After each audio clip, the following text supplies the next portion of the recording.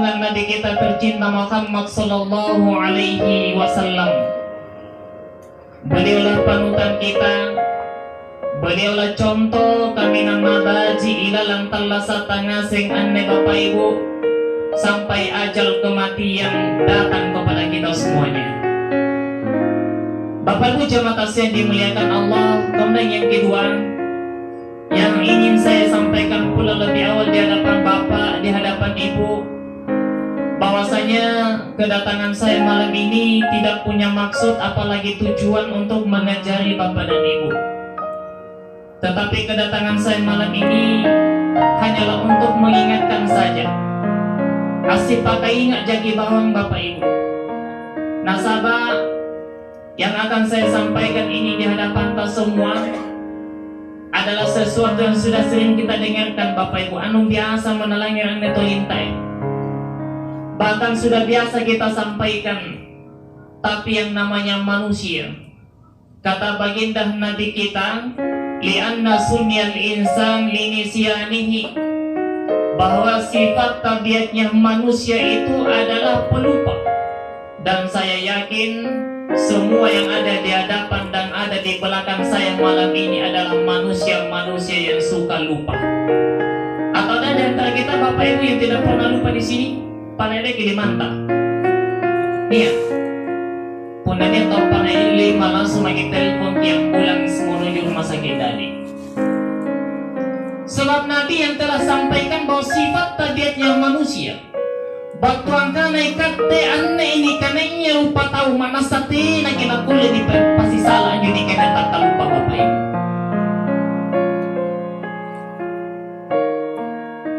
Manusia itu asal katanya nasia itu artinya lupa Bapak Ibu. Nasabah biasa kita lupa. Olehnya itu Allah Subhanahu wa ta'ala memerintahkan kepada kita apa kata Allah, wa dzakir, dan saling mengingatkanlah kalian. Asih pakai ingatlah lo kokenan. Fa inna dzikra, sesungguhnya saling mengingatkan itu tahun faul mu'minun. Sama sekali antulung pun amatu-matu nersesin atau amal lagi tampak. Sangat besar manfaatnya bagi orang yang ingin beriman kepada Allah Subhanahu wa ta'ala. Sekali Bapak Ibu, kedatangan saya di hadapan kau semua hanya untuk mengingatkan saja. Walaqad akhizna ila Adam min qablu fanasi wa lam najid lahu azma. Dan ternyata yang namanya pelupa itu adalah sebuah penyakit. Dari mana datangnya penyakit itu Bapak Ibu? Dari kakeknya manusia. Saya tanya dulu ibu-ibu yang di belakang, siapa kakeknya manusia? Televisi pandang. Ibu-ibu yang ada di hadapanku, siapa kakeknya manusia? Sama Ji. Bapak-bapaknya jangan bikin malu bapak-bapak pada gini deh. Siapa kakeknya manusia Pak? Adam. Mantap. Nabi Adam alaihissalam. Ketika Nabi Adam alaihissalam mengambil sumpah, sebagaimana ayat yang saya bacakan tadi Bapak Ibu, apa sumpahnya Nabi Adam? Yakni untuk tidak memakan salah satu jenis buah di dalam surga Bapak Ibu. Masukin.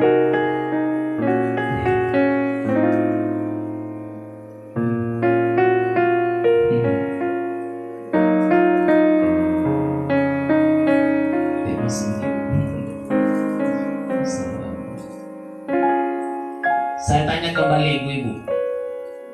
Ibu.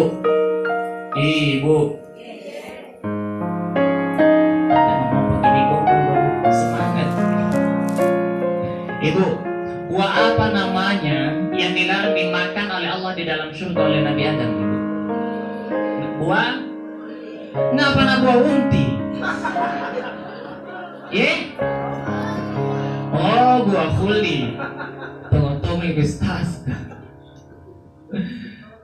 Ketika Nabi Adam alaihissalam mengambil sumpah untuk tidak memakan buah ini Bapak Ibu, sebagaimana disebutkan oleh baginda Nabi kita dalam sebuah riwayat yang sahih bahwa Nabi kita Adam itu mengambil sumpah sekitar selesai sholat asar Bapak Ibu. Dan Nabi kita Adam sudah lupa dengan sumpahnya, lupa dengan janjinya ketika masuk waktu sholat maghrib Bapak Ibu. Kalau kalau kita hitung-hitungnya ya hanya kurang lebih 2 jam. Dan inilah yang menjadi penyebab pasabakan Nabi Adam alaihi salam dikeluarkan dari surga Allah Subhanahu wa ta'ala. Olehnya itu Bapak Ibu, tugas kita saat ini Iyan yang tuan teka masalah bateta pusian ateka masalah bateta anjama-jamal komponaan nilinoa. Bagaimana kita beribadah, bagaimana kita berbakti kepada Allah Subhanahu wa ta'ala, sebagaimana tujuan utama manusia itu sendiri. Wa ma khalaqatul jinna wal insa illa liya'budun. Saya tidak ciptakan jin, kata Allah, begitu pula manusia, melainkan hanya untuk mengabdi kepada Allah Subhanahu wa ta'ala. Tujuannya apa Bapak Ibu? Supaya kita semua ini bisa kembali ke tempat asal mula kita, yakni surga Allah Subhanahu wa ta'ala. Mau Bapak Ibu? Apa dulu kamu mau Bapak Ibu?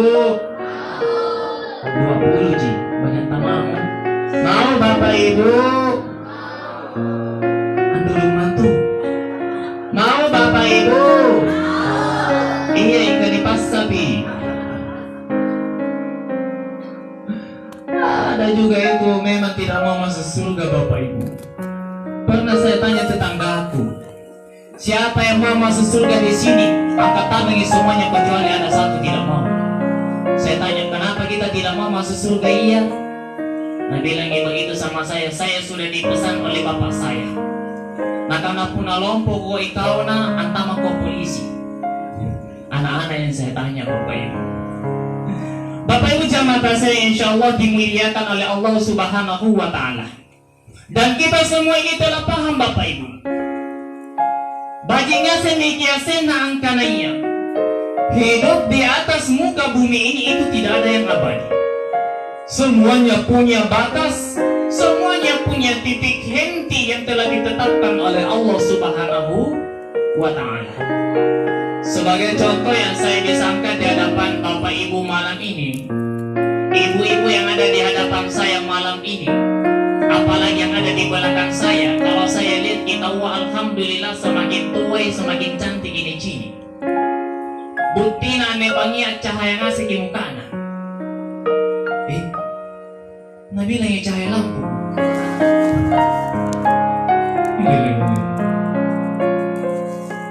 Plus cahaya iman.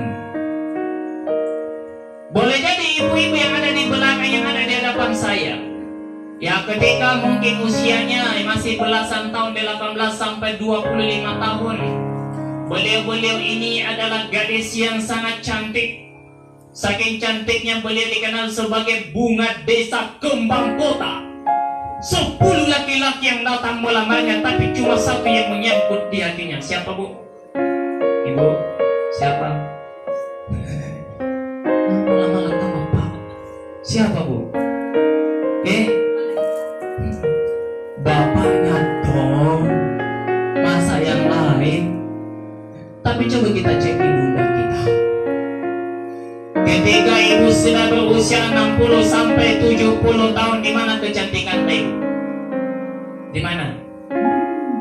Sudah dekek Depok, akit bumi.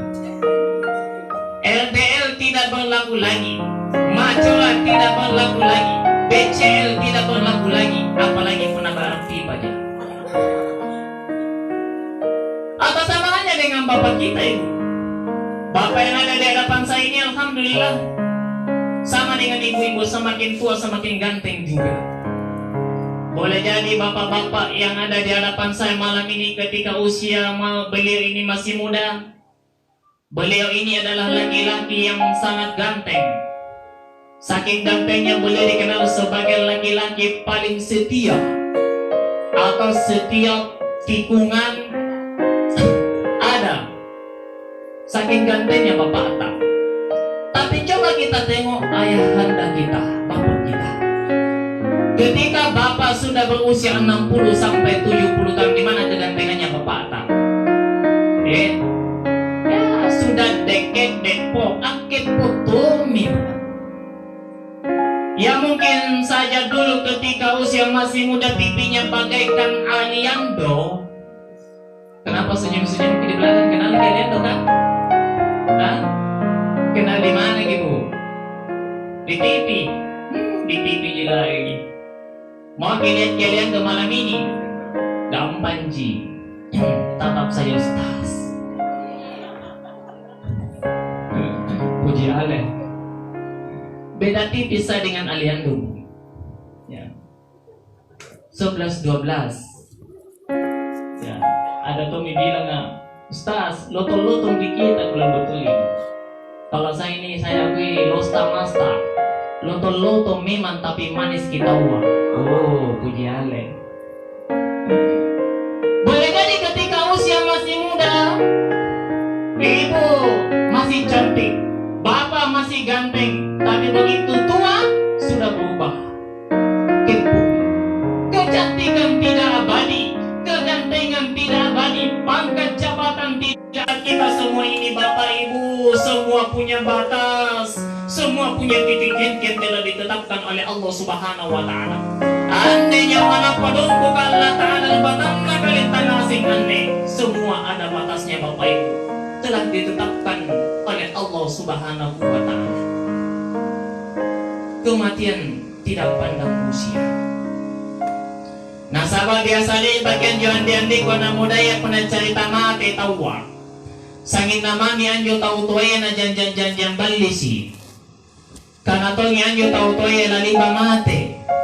Padahal kalau kita cek BPS di Kota Makassar Bapak Ibu, kematian tingkat tinggi itu bukan pada kakek-kakek dan bukan pula pada nenek-nenek, tapi pada anak muda. Dan penyebab kematiannya itu adalah kecelakaan lalu lintas. Nasabah memang tidak boleh bacini. Nia kakek-kakek segan nenek-nenek makin balap pada jalan petang puna malam minggu. Yang biasa ku gapa, biasa ku cini, yang biasa saya saksikan itu adalah anak muda.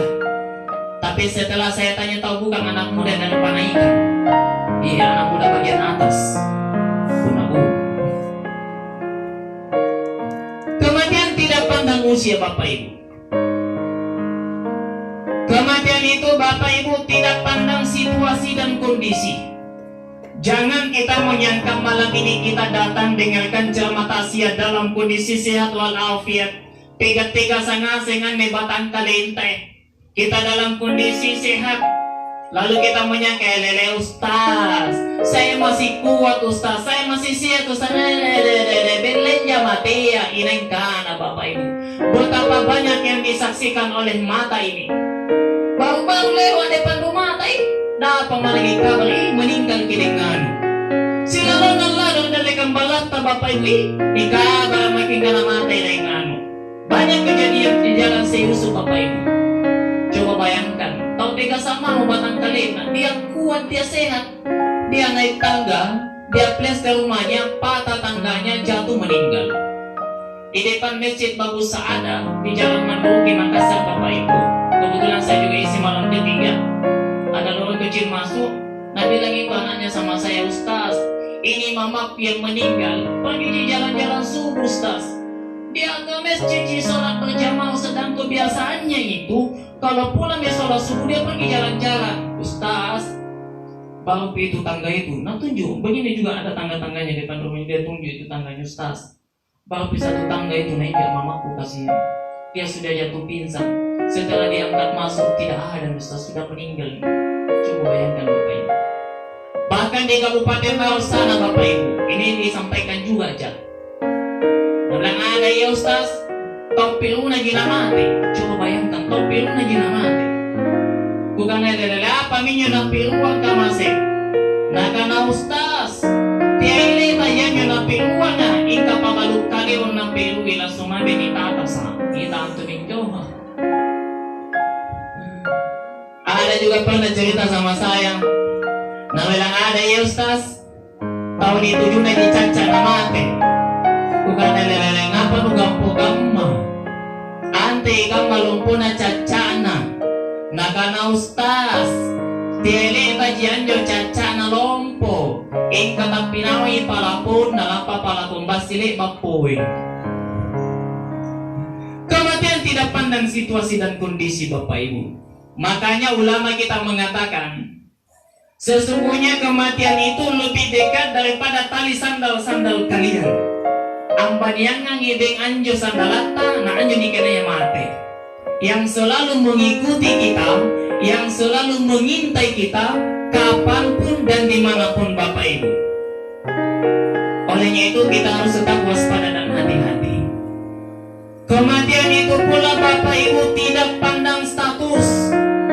Jangan kita menyangka dengan status yang kita miliki, mungkin kita punya pangkat yang tinggi, punya kedudukan yang tinggi, punya kekuasaan yang tinggi, lalu kita lupa ini CP balata, kita lupa datang ke masjid untuk sujud kepada Allah, kita lupa bahwa kita akan kembali kepada Allah Subhanahu wa Ta'ala. Nasabah jahil pasimbangina umat Islam na Bapak Ibu, banyak di antara saudara-saudara seiman kita ketika diberikan rezeki oleh Allah Subhanahu wa Ta'ala dia khilaf, dia ingkar, dia lupa kepada Allah Subhanahu wa Ta'ala. Padahal Pak RT matitung, Pak RW matitung, Pak Lurah matitung, Pak Desa matitung, Wali Kota matitung, Bupati matitung, Pak Camat matitung, Gubernur matitung, Menteri matitung, Tata matitung, Polisi matitung, Presiden matitung, Ustaz itu malah kamu, tapi di belakang siapa mau taksir? Bapak Ibu jamaah tasya insya Allah dimuliakan oleh Allah Subhanahu wa Ta'ala. Sebelum saya bahas persoalan kematian Bapak Ibu dan hidup setelah kematian ini, saya ingin tanya kembali, pintar lu menekutahan, mudah-mudahan semangat menjawab Anda. Apakah Bapak Ibu yakin bahwa setelah kematian ini Allah Subhanahu wa Ta'ala akan membangkitkan kita semua, dan kita semua ini akan dimintai pertanggungjawaban atas apa yang pernah kita lakukan selama hidup di dunia ini? Yakin Bapak Ibu? Dan duduk mantu. Yakin Bapak Ibu? Sebab ada juga manusia yang tidak yakin, dan itu pernah terjadi di zaman Nabi Bapak Ibu. Ketika Nabi kita menyampaikan di hadapan sahabat-sahabatnya, sahabatku ketahuilah bahwa sesungguhnya semua amalan yang kita lakukan di atas muka bumi ini nantinya Allah Subhanahu wa Ta'ala akan mintai pertanggungjawaban atas apa yang pernah kita lakukan selama hidup di atas muka bumi ini. Pada waktu itu Bapak Ibu, ada manusia punah yang mendengarkan khutbah Nabi kita ini. Ibu tahu manusia punah? Ibu tahu manusia punah Ibu? Tidak kita tahu Ibu. Kalau manusia punah tahu Ci, padahal beda tipis Ci. Kalau Bapak punah tahu bahasa Indonesia ini Pak, punah ini punah. Punga punya beda tipis. Punga dikasih tahu tidak dikasih tahu sama Ji. Sombong, angkuh, congkak, itu semua sepupu-sepupunya. Ketika dia mendengarkan khutbah Nabi kita ini, maka mereka langsung kembali ke rumahnya mengambil sebilah cangkul dan linggis. Kemudian dia pergi mencari kuburan yang sangat-sangat tua. Lalu ia gali kuburan tua itu, lalu ia ambil tulang belulang yang sudah hancur dulu dengan tanah. Lalu tulang belulang yang sudah hancur itu dibawa ke hadapan baginda Nabi kita. Kemudian dengan lantang mengatakan, "Hei Muhammad, siapakah yang akan membangkitkan tulang belulang yang sudah hancur dulu dengan tanah ini?" Pada waktu itu Bapak Ibu Nabi kita terdiam sejenak dengan anak sengopau Nabi kita.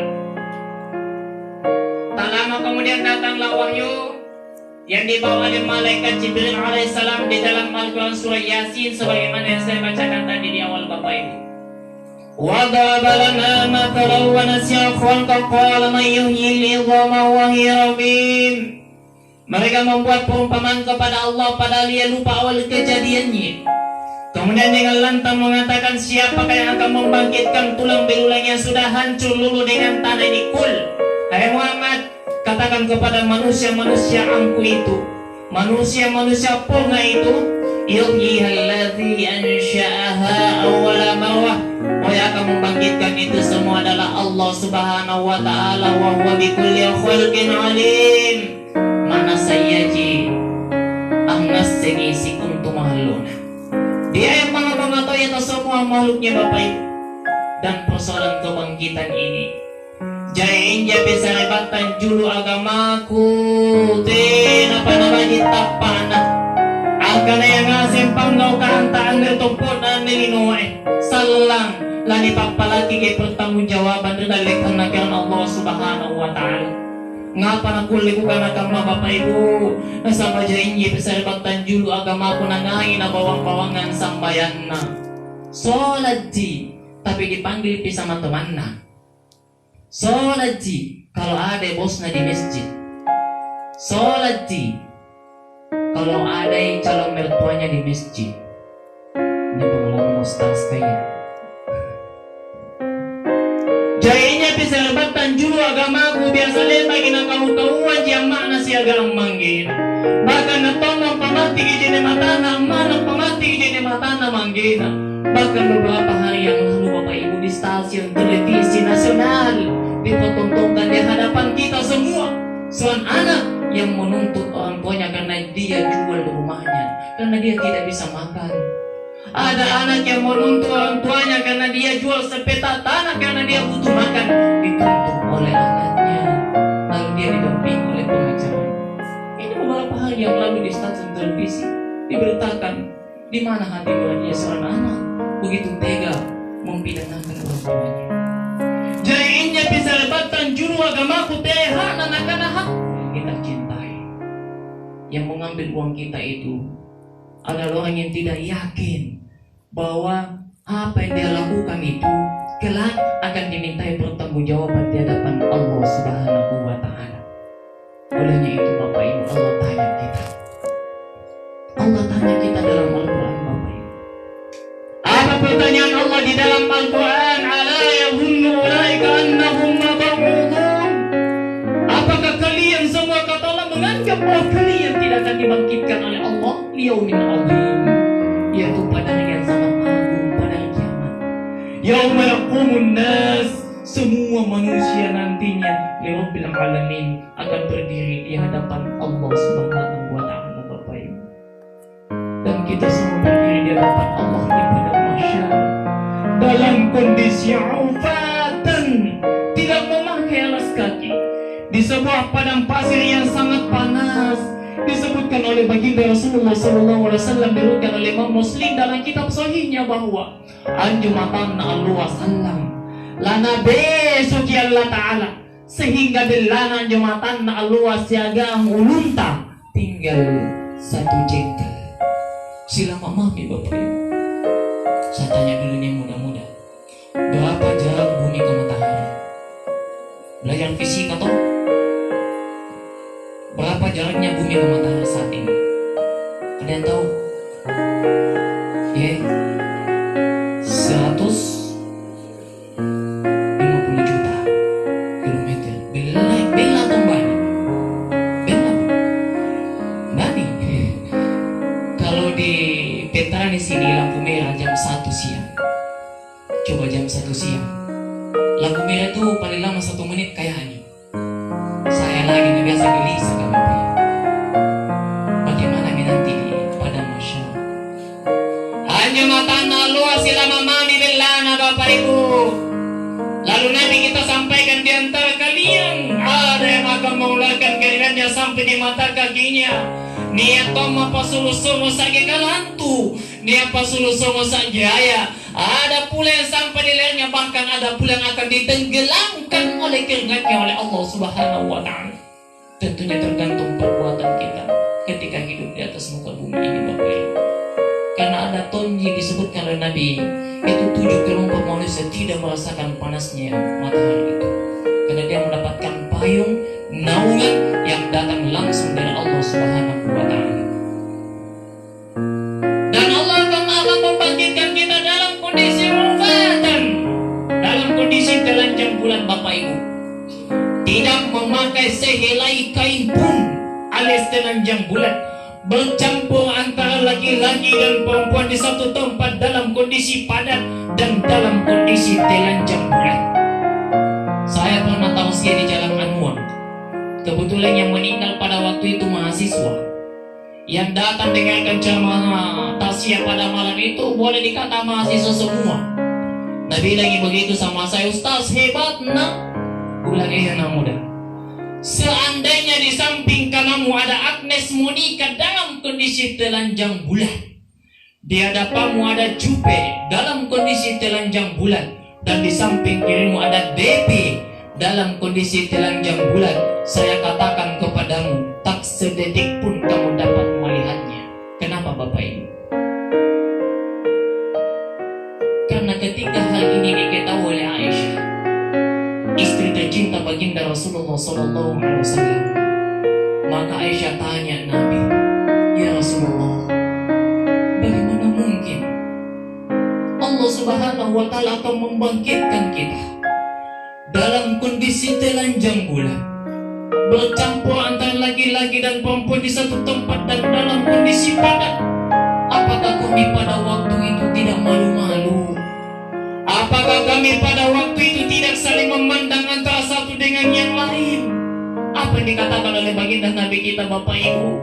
Nabi kita mengatakan, al-amru asyaddu minhum ayyanzura ba'duhum ila ba'.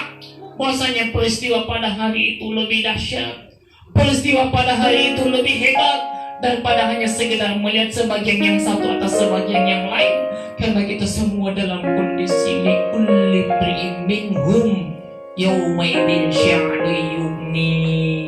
Kita semua dalam kondisi sibuk, kita semua dalam kondisi takut menantikan pengadilan dari Allah Subhanahu wa Ta'ala, dan itulah pengadilan yang seadil adilnya.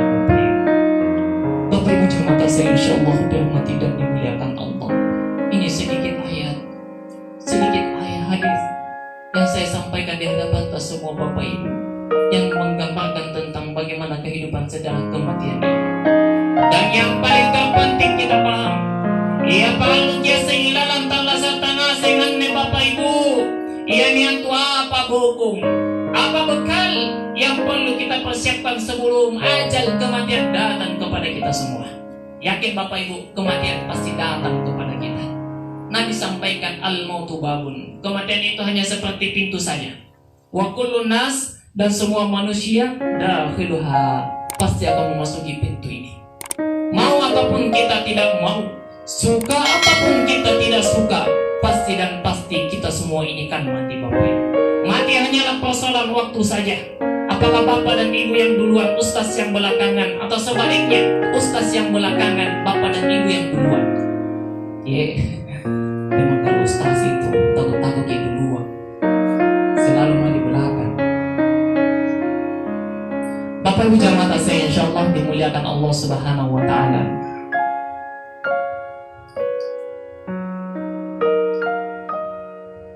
Tidak dibatasi waktu. Ini kan masih PSBB.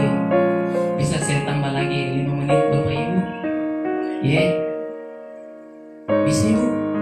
Anda lemah tuh. Ini. Anda tuh nih pengalamanku di sini kalau di